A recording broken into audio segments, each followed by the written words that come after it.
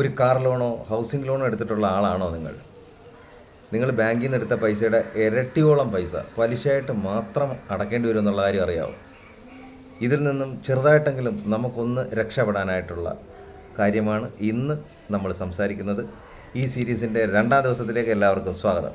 Trick number 1, pre payment power. ഒരിക്കലും ഒരു bank നിങ്ങളടുത്ത് പാർട്ട് പേയ്മെൻറ്റ് അടയ്ക്കാൻ പറയില്ല. കാരണം നിങ്ങളുടെ ലോണിൻ്റെ കാലാവധി കൂടുമ്പോഴാണ് ബാങ്കിന് ലാഭം ഉണ്ടാകുന്നത്.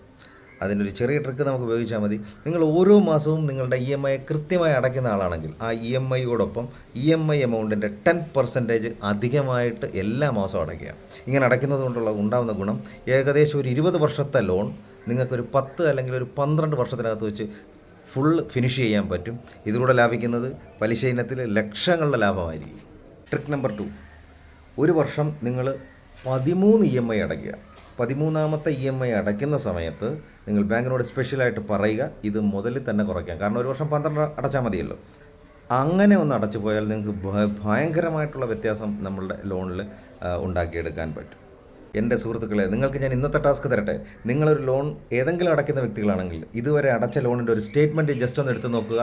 അതിൻ്റെ പലിശ ഇനത്തിൽ നിങ്ങൾ എത്രമാത്രം പൈസ അടച്ചിട്ടുണ്ടെന്ന് നോക്കുക. ഷുവർ നിങ്ങൾ ഞെട്ടിപ്പോകുന്നൊരു കാര്യം തന്നെയായിരിക്കും അതിനകത്ത് ഉണ്ടാവുക.